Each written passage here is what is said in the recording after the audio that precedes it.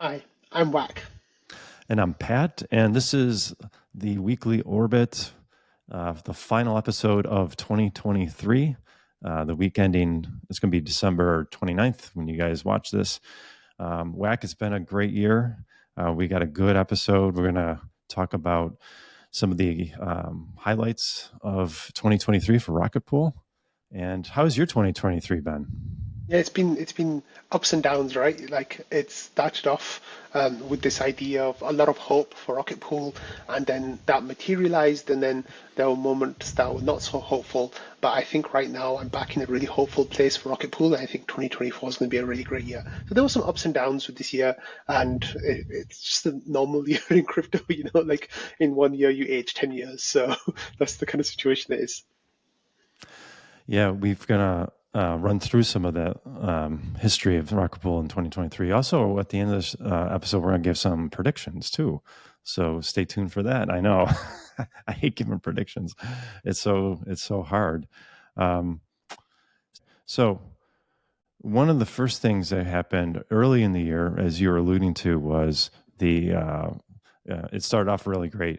February 9th, our RPL price hit its all-time high. 0.03581 was the RPL ETH ratio. And in US dollar terms, $65.32. And you are the keeper of the all-time high, Wax. So I know this is close to your heart. How are you feeling up to this pump? I remember in January and February there was a lot of anticipation coming for Atlas and the Shanghai upgrade with Ethereum, where you could withdraw your stake. Do you remember the vibes you were feeling in the quarter one? Yeah, so the first pump came because of centralized exchange listings. So, Rocket Pool had been going since 2018, and it was always only available on DEXs. It wasn't available anywhere else. And by being on a centralized exchange, you get an element of legitimacy that kind of comes with that. However, the team, I think, did the right thing, and they never paid for any kind of listings, even though they were approached quite a lot of times. Pay for the listing, would be on whatever platform, and Mm-hmm. they never did that. So right at the end of 2022, we started getting some centralized exchange listings because of the Shanghai hype that was kind of the narrative was going towards liquid staking tokens. And I think a lot of people were kind of like realizing that that was happening. So MEXC was one of the first that listed us, which is like this kind of trash exchange that you should never use. And then after that, we got Kraken and Coinbase, and I think that gave us like a real good positive boost. And the Coinbase and oDAO stuff started, so there was a lot of optimism around that. But then that all-time high ratio came with the Binance listing. So Yeah. Binance listed RPL, everything went crazy in the most amazing way. I remember it took me 9 hours or 8 or 9 hours to make that episode of Rocket Fuel that day because there was just so much information to get through, and it was amazing. It was like that's what you're here for, right? Like that's when you know that Yeah. you're in a project, your investment thesis is kind of playing out, and it was really jubilant. But then we had a little bit of a retrace, which is normal after such a big pump, and then the all-time high USD price came a couple of months later. But yeah, we can talk about what led up to that. And so after that, um, right around February 26th, uh, Wanderer and Nick S, they had been playing around with this idea of what eventually became NodeSet. So they officially named it NodeSet February 26th, 2023. Here's the announcement. So they rebranded it. People have called it like a layer two on top of Rocket Pool. That's where it really scales Rocket Pool, where folks they can just dump their ETH in, or they can dump their RPL in. They get a restaking token or like a type of RPL token back that earns yield. And they've been working really hard, heads down all year. We're expecting a release in quarter one of 2024. This is really exciting. It's going to be it's almost like a Lido brand, and it's a trusted protocol because they've got a couple hundred node operators who they've personally interviewed. So not everyone can be a node operator for the node set. However, this could really help with scaling the protocol of Rocket Pool. And so What were your thoughts when we've been talking about NodeSet for a while here on the weekly orbit? Yeah, so NodeSet actually came up out of a conversation of professional node operators in the Rocket Pool Discord, and I think there was this idea of kind of stepping up your node operation to being more professional. So a whole bunch of people would kind of talk about setting up a company to do it through your company, or setting up ways of taking on people's ETH to kind of stake it for them. So this idea kind of developed and matured over the course of a year, and once they reached this form where they were like, we want to build on top of Rocket Pool, we want to do this particular like protocol that we want to make. I think there was a huge lot of excitement, and like we just said a couple of minutes ago, with Shanghai, like there was a big move towards LSTs, and this idea of liquid staking tokens and how great they're going to be. So they would really like early node set launch was really kind of tapping into that idea of this huge, possible like area of growth for Ethereum. And I think it just like the stars kind of aligned with that, with this announcement coming out just before the Shanghai update that allowed withdrawals on mainnet. And of course, Mhm. they've been working on it for a year now, and well, not yeah, like a year in total, but like maybe a bit more as well. But getting close to launch, which is really exciting for them. So Yeah. yeah, that definitely caught the public imagination. Yeah, definitely. I'm really excited about NodeSet for 2024. It's going to be a real driver for Rocket Pool.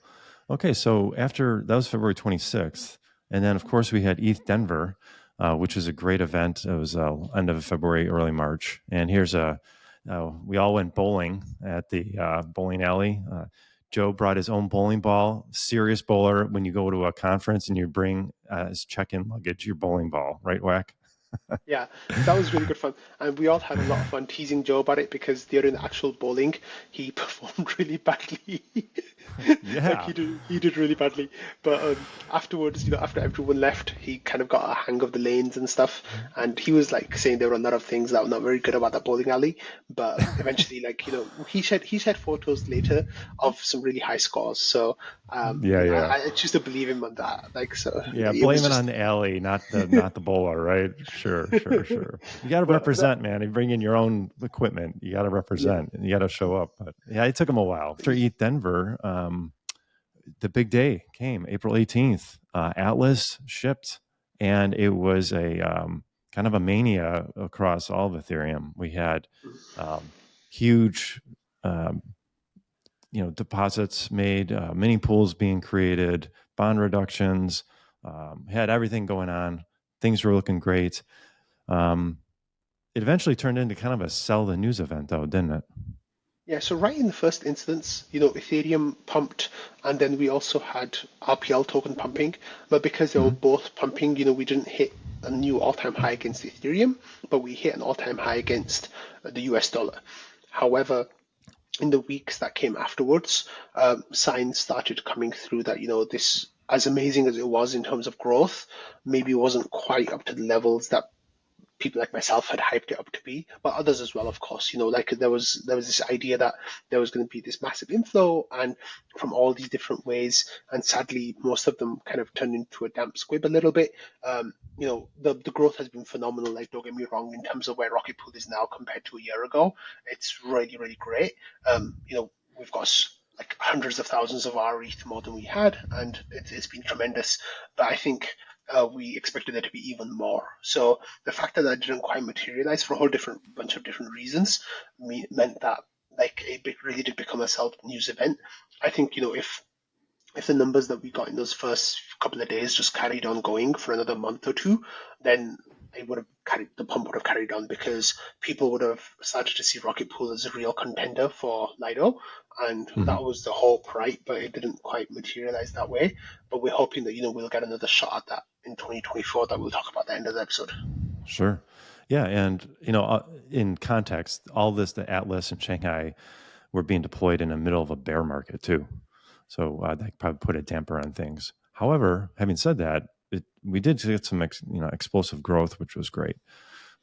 So moving on from Atlas, going to July, and we had some votes to kind of reshuffle around the pDAO and the oDAO. A lot of folks that for a long time were complaining that oDAO is being overcompensated for the work, and this immediately after Atlas, some community members, notably Val, started working on getting the oDAO commission reduced eventually over 12 months. So in redirecting that towards the pDAO, and which goes to the GMC for grants and bounties, to the IMC for incentives. So this is a really important governance news event back in last summer. Yeah, this was like hugely significant because the amount of pay that the oDAO got was a huge area of contention in the Rocket Pool community and the wider community as well, because people just kind of pointed at them as like a centralizing force on the protocol, and the fact that they were paying, because the prices were at all-time highs, the amounts they were getting were like tens of thousands of dollars a month. Basically, I think at one point it was like over $40,000 a month, which people were just like, whoa, this is like way too much for having a little computer running passively that you just need to update a couple of times a month. Like that's all they do, right? Basically, like in reality, they're supposed to do a little bit more than that as well, but that you could get away with just doing that. And there was a lot of animosity towards the oDAO. It used to be a huge bone of contention in the community. At least once a week, people would complain about the oDAO, and Yeah. it just stopped overnight. Like that whole area of like FUD around Rocket Pool just stopped overnight, and people who were quite vocal about FUDding the oDAO and Rocket Pool because of the oDAO just stopped, and because it went away. And of course, later there was new things to FUD Rocket Pool about, but we'll get to that later. But this was a huge, huge deal. To get the oDAO to agree to a 90% pay cut is phenomenal, and that's a Yeah. huge pay cut, 90%. And And the whole community, of course, supported it. The oDAO, all the members supported it, and I think that was a really, really positive move for the protocol. So huge shout out to Val for the work that he did spearheading that, but also oDAO members, the community, everyone who took part in those conversations and discussions did a great job. absolutely. And I think the broader theme is Rocket Pool is a work in progress, but there's acknowledgement amongst the community about its shortcomings, and the community steps up and fixes things as we go along. And this, we don't even talk about this anymore. Exactly, And this was exactly. right. Yeah, It's yeah. been fixed, and the transition's over 12 months, but it's been a significant improvement, and we're well on our way. Absolutely. Okay, so on the next significant thing that happened. By the way, I was putting this all together, and there was so much whack we could talk about, and I thought, well, I can't put everything. There's so much good news here, but so I Yeah. tried to pick out some of the highlights to try to squeeze it in 30 minutes. So forgive me, this is not all encompassing, all the highlights, but this was I felt a pretty significant event, the RPL staking rework. So another contention was that we've got all this RPL. People are staked at, they got 150% of kind of ratio with their RPL to ETH, and the idea is like, hey guys, we want to make the protocol more efficient. We really, our product tiers are ETH, right? And we need to get more. We got to get reward those who are at the bottom, but between 10 and 15%, rather than 150%. And maybe some of that excess RPL can be converted into ETH and Node and mini pools and create more RETH. So this all the math was done. This could have been a really contentious vote, whack. However, I think again, Valdorf is to be commended along with some others. They started this process early. They took input. They made some iterations, and in the end, this was almost. I mean, it passed by over 90%. And could you explain to listeners exactly what the rework is going to be doing coming here in 2024? Yeah, so just a couple of minutes ago, I was talking about the aftermath of Atlas being that it wasn't quite as strong a performance as people had imagined it to be. And one of the reasons for that, just as an example, was, we expected everyone basically to switch from 16 ETH validators to 8 ETH validators, but like over a third of the validators didn't. I think at the time it was half the validators that the existing validators didn't. And you had to think like, why haven't they, right? And if they got a validator at like 20% commission and they had a huge amount of RPL that was staked against that validator, they were doing fine. So Yeah. they were doing just okay. And they didn't need to help that. And that in a sense wasn't helping the protocol, because their state could have been so much more efficient if they were on LEB8s. So there were a couple of different ideas about how we should approach this. And it took many months. I think the discussion for this started in July. So it took 4 or 5 months to get it to vote, which is quite a long time. So when this discussion started, the idea was, we want to bring more RETH online. That's our product that we sell. How do we get more RETH? And the idea is that you get RETH by promoting the creation of validators. So how do you promote the creation of validators? Is you change the way the rewards work per validator.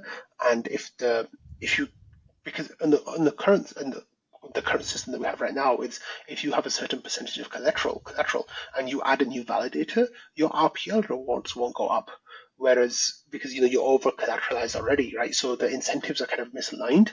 Whereas with this rework, any person, regardless of your collateral status, if you add a new validator, you'll get more RPL for the RPL that you already have. So those are the kind of things that really kind of made a difference. So this vote now, went through in the middle of November. It was passed. And like you said, I thought it was going to be contentious. I was really worried for a while, but I think that was just my PTSD from a contentious vote in 2022. But now this is going to be enacted next month.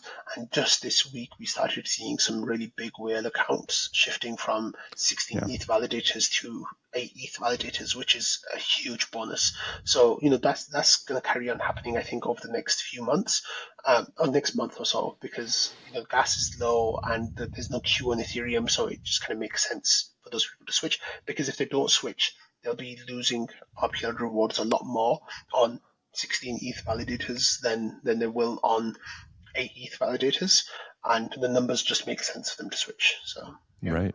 Yeah, and this is the nudge that seemed to finally push some of these 16 ETH node operators into 8, which is creating our ETH, and that's the product. And Absolutely. this is going to be a 6-month transition, as I recall, starting maybe the next reward period after this one.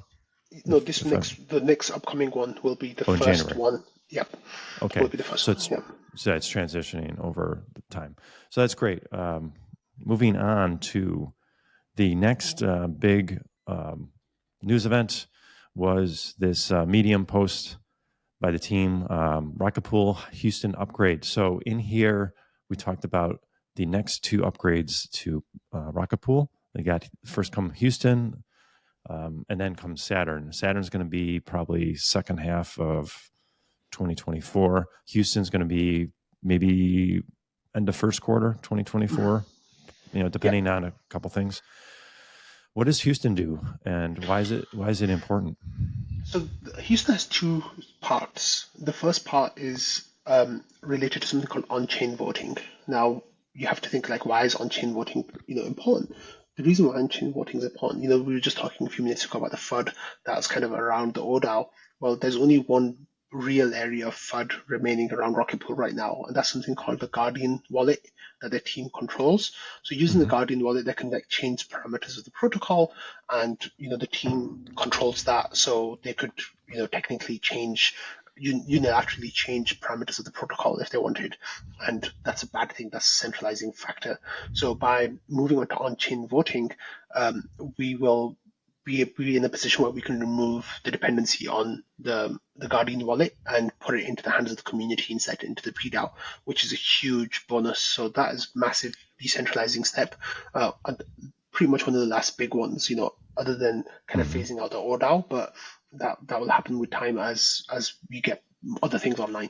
But that's the big change that's happening with Houston. And the second one is, there's some tweaks being made to the protocol that will make it easier for people like NodeSet to stake RPL and stake ETH. So we will get, a stake RPL on behalf of, we already have stake RPL on behalf of, we'll get stake ETH on behalf of a node from, an external wallet. We'll also be getting separate withdrawal addresses for RPL and for ETH to help certain kinds of marriages and also help with stuff like NodeSet's doing. So there are a few things like that that will be going into Houston. So it's a nice upgrade. It's not a groundbreaking upgrade in terms of like sexy changes, but it's a fundamental upgrade to help us get to the next stage of growth that we want. Right.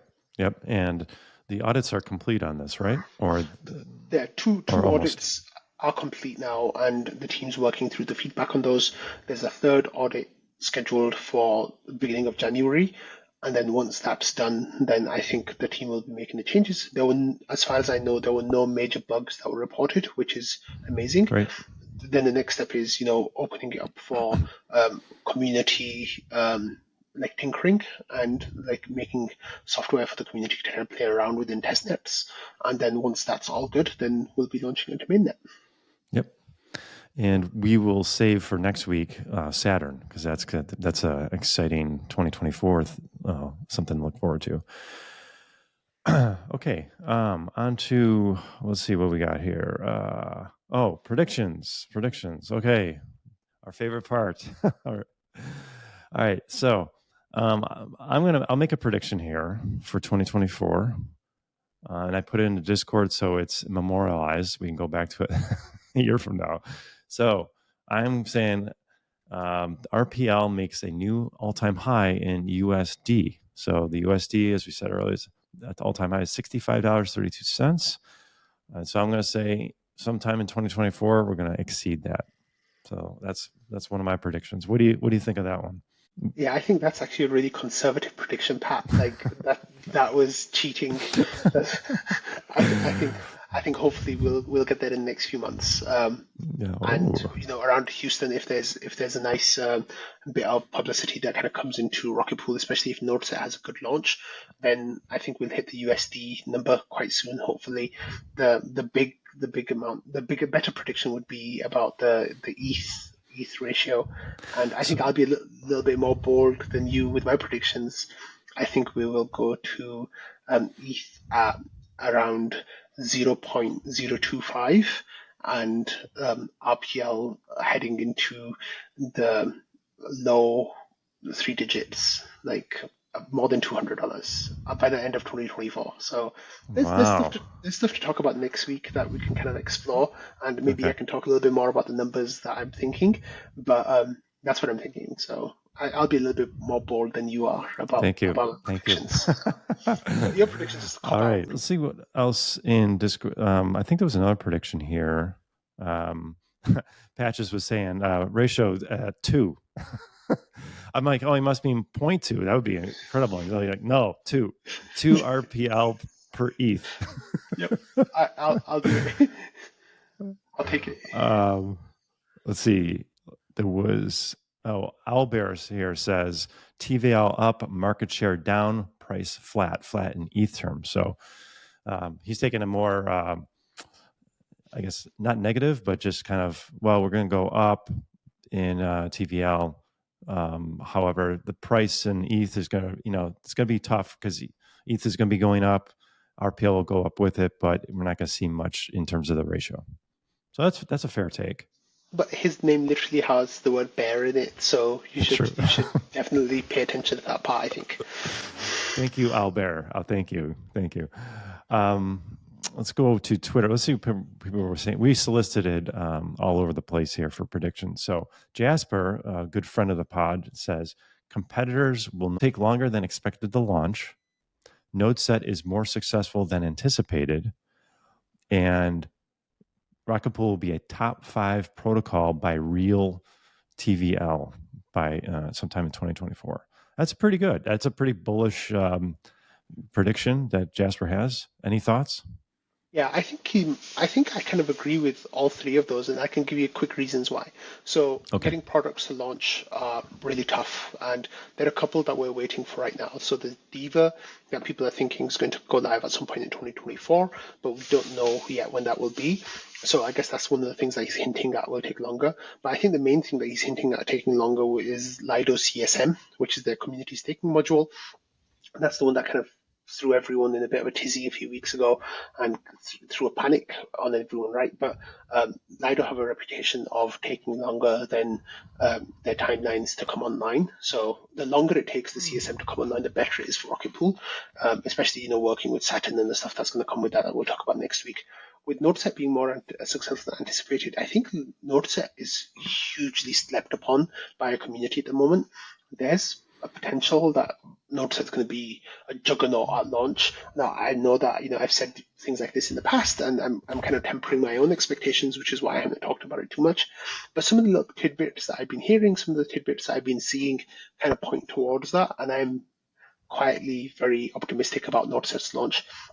And then top 5 protocol by real TVL, I think that is quite realistic because, we sell our ETH. Our ETH is our TVL. And as long as, we have some decent growth in the coming months, then that TVL will grow significantly in a way that others might not grow in the same way, like the protocols that are above us. So I think Right. Jasper's predictions are all pretty good here.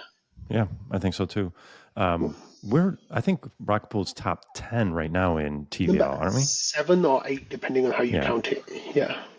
But still a significant bump if we get in the top 5. Oh, that's huge. That's the big boys. Huge. Yeah. Yeah, indeed. You added here, we'll get 3 million RETH by the end of the year. So right now we're at, what are we at? 1 million?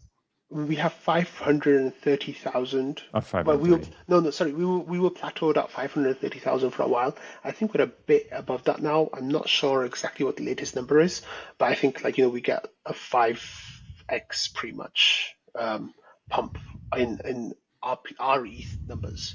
But that Wow. still puts us way less than where Lido is right now. Oh, yeah. I don't think we've flipped Lido, but I think we definitely get onto the big boys table at our ETH amounts.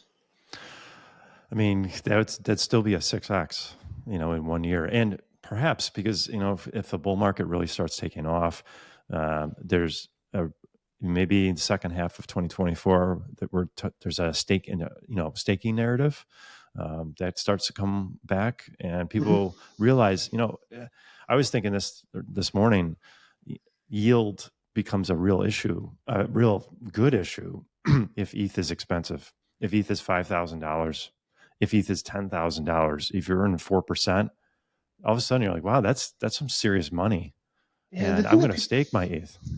the thing that people always kind of miss, like I see this, people comparing yield for ETH to TradFi yield, and the problem that they all misunderstand is that ETH is an appreciating asset. So if you had bought ETH at $1,000 and put it into our ETH, and you were getting 4% at that time, even if you're getting 3%, the fact that your R ETH price, the value has gone up so much, by like more than double, right? That you don't get that in TradFi. Like you don't get those kind of things. I know that the potential for loss is there too, and going down, of course, is always there as well. But I don't think people like that comparison isn't right. Like if you're getting 2% on ETH, that's True. amazing because you're getting on an asset that could go up 10x. So that's what you really need to be thinking about, I think. Yeah. Not only that, but ETH is a deflationary asset, and whereas U.S. dollars or euros, everything is regular currencies are, you're losing money every year on your dollars. Okay, on to let's see the next. Okay, that was I had OwlBear listed here, so we've already covered him or her. And there was my prediction patches too. So I think we've cleared out the predictions. So do you have any more for 2024? Or are you predicted out? Yeah, I'm really bullish on 2024. I think that it's going to be a really great year for Ethereum. Setting up with, ironically, a Bitcoin ETF being approved, in 2 weeks' time. I really think that will be the beginning of people realizing that, hey, we've got an ETH ETF coming in potentially 3 to 6 months after the Bitcoin one goes through. And I think too many people are just not paying attention to that at all, which is so confusing to me. But I don't get it, right? Because I think as soon as the Bitcoin ETF approves, I think that will be the bottom of the ETH BTC ratio on this cycle, basically. And we might go to get a double bottom at 0.049. We might go a little bit lower than that, but I think that will be the low for this bull market. And then that will set the tone, I think, for the year to come. And Rocket Pool grows as Ethereum grows, and we will hopefully grow ourselves on top of that. So I'm expecting some kind of multiples of growth in the coming year, and I am ready for it. I am coming up with the plan for how I'm going to approach it, and I'm really excited. Yeah, and so if you really want to get a bullish, you want some bullish blood, next week's episode, we're going to talk all about some really good stuff. Stay tuned. For 2023, it was a good year for myself. I want to thank you, Whack. You took a big leap of faith with me. We met at ETHDenver. I pitched you the idea of the weekly orbit. You gratefully said yes. I'm very thankful that once a week I can get together with you and we can just talk about my two favorite things in the world, and that's Rocket Pool and Ethereum. I'm very fortunate. For those out there you got some good ideas, hey, think about going to ETHDenver and mixing up with some of the community members, and pitch an idea. Maybe you're working on maybe there's a script you want to write. Maybe there's a show you want to do, whatever it might be. The conference is coming up in a couple months. Show up. Everyone's there.